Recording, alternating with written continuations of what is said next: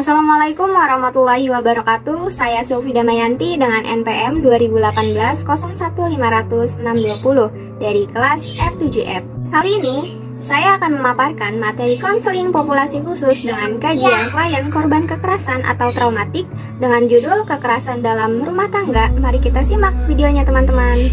Pengertian kekerasan dalam rumah tangga atau biasa disebut dengan KDRT, kekerasan dalam rumah tangga seperti yang tertuang dalam Undang-Undang Nomor 23 Tahun 2004 tentang penghapusan kekerasan dalam rumah tangga, memiliki arti setiap perbuatan terhadap seseorang, terutama perempuan, yang berakibat timbulnya kesengsaraan atau penderitaan secara fisik, seksual, psikologis, dan penelantaran rumah tangga, termasuk ancaman untuk melakukan perbuatan pemaksaan atau perampasan kemerdekaan secara melawan hukum dalam lingkup rumah tangga.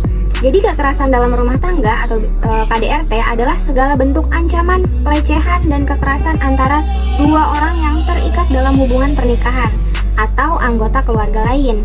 Dan ini merupakan salah satu bentuk hubungan abusif atau toksik yang cukup sering terjadi. Bentuk-bentuk kekerasan dalam rumah tangga diantaranya ada kekerasan fisik, kekerasan psikologis atau emosional, kekerasan seksual, dan kekerasan ekonomi. Yang faktor penyebab KDRT. Yang pertama, perselingkuhan. Perselingkuhan ini dilakukan oleh pihak suami kepada perempuan.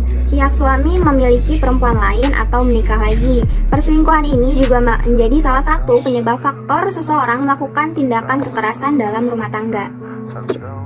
Yang kedua, masalah ekonomi. Kepala keluarga atau suami mempunyai tanggung jawab untuk memenuhi kebutuhan rumah tangganya.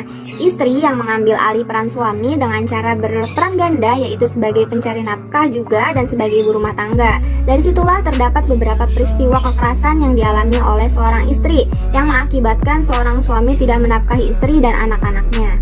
Yang ketiga, budaya patriarki. Sistem patriarkial yang lebih banyak menempatkan laki-laki pada posisi kunci atau pada peran yang lebih dominan. Sistem tersebut kemudian menempatkan status dan peranan perempuan di bawah perwakilan laki-laki. Dalam lingkup domestik, anggapan ini menimbulkan sikap adanya ketergantungan perempuan terhadap istri, kepada suami, serta perempuan merasa dirinya lemah dan tidak berdaya. Yang keempat, campur tangan pihak ketiga. Campur tangan anggota keluarga dari pihak suami dalam penelitian ini merupakan salah satu penyebab timbulnya kekerasan antara suami dan istri.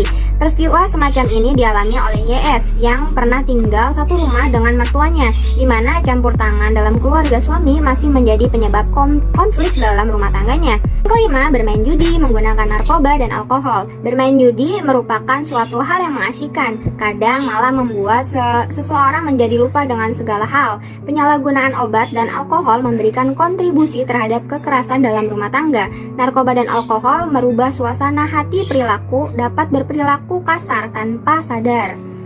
Yang keenam, perbedaan prinsip. Perbedaan prinsip atau sikap dalam menyelesaikan masalah antar suami dan istri menunjukkan bahwa masing-masing pihak bersikukuh dengan pendiriannya. Walaupun mereka pada akhirnya mengalah, namun ketegangan tersebut menyisakan kepedihan pada masing-masing anggota keluarga. Upaya pencegahan KDRT. Yang pertama, menjalin komunikasi dengan baik. Yang kedua, jauhkan kebiasaan yang melanggar norma. Yang ketiga, peduli dengan lingkungan sekitar. Yang keempat, bergaul dengan orang yang positif. Deskripsi karakteristik klien. YS merupakan seorang perempuan yang sekarang sudah tidak memiliki ayah dan ibu. Ia lahir di Bekasi pada tanggal 3 September 1999. Sekarang YS berusia 22 tahun. Dengan ciri khas kulit putih, YS terkenal mudah bergaul, ramah, dan royal dengan orang lain, serta merupakan seorang yang pekerja keras.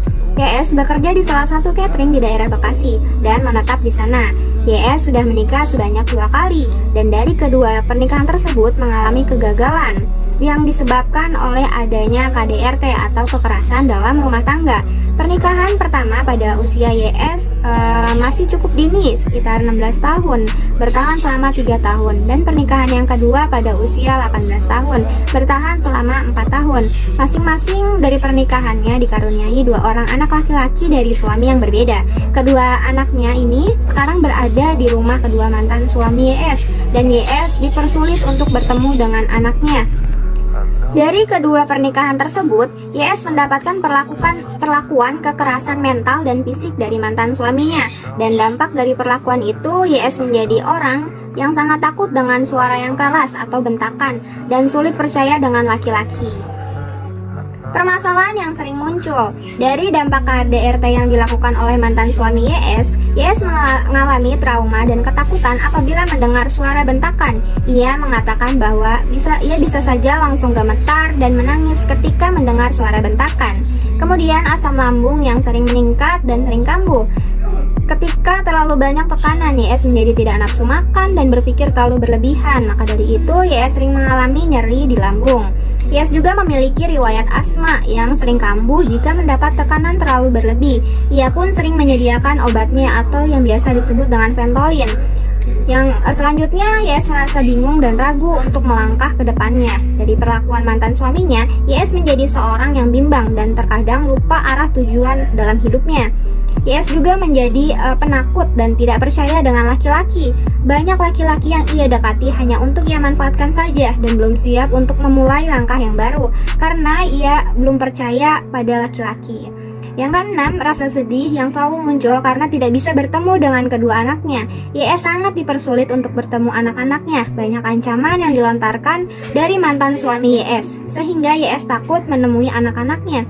YS hanya bisa menangis setiap malam karena selalu mengingat anak-anaknya. Analisis kebutuhan. Yang pertama, ia melakukan pendekatan diri kepada Tuhan. YS selalu mengadu dan bercerita kepada Tuhan ketika ia menghadapi suatu masalah dan tak lupa untuk mengaji untuk memberikan ketenangan pada batinnya. Kemudian, ia juga bercerita dengan teman di luar keluarganya. Ia menceritakan kepada teman dekatnya agar ia bisa sedikit meluapkan apa yang ia rasakan. Kemudian YS juga menyediakan obat-obatan untuk meringankan penyakit lambung dan asmanya. YS selalu menyediakan berbagai obat pribadinya demi menunjang kesehatannya. Selanjutnya, dukungan dari keluarga. Keluarga YS pun selalu mendukung apapun keputusan yang YS ambil dan mendukung berbagai kegiatan yang ia lakukan. Yang terakhir, kembali ke rutinitas dan mengurus diri. Dengan mengkonsumsi makanan yang sehat, cukup tidur, berolahraga secara teratur, dan melakukan berbagai hal lain untuk menjaga tubuhnya agar berfungsi dengan baik. Selain itu, YS juga melakukan hal-hal yang ia sukai untuk menghilangkan stres, karena dengan beraktivitas, ia dapat membantu mengalihkan pikirannya dan mengatasi trauma dalam dirinya.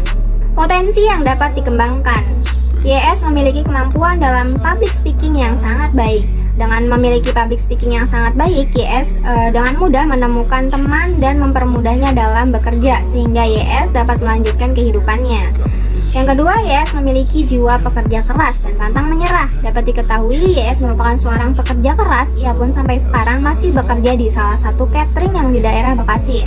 Yang ketiga, memiliki jiwa positif yang ia tanamkan dalam dirinya. YS selalu menerapkan hal positif dalam hidupnya. Walaupun ia menceritakan hal yang sangat menyayat hati, namun ia selalu menerapkan bahwa dirinya baik-baik saja dan mentalnya masih sehat.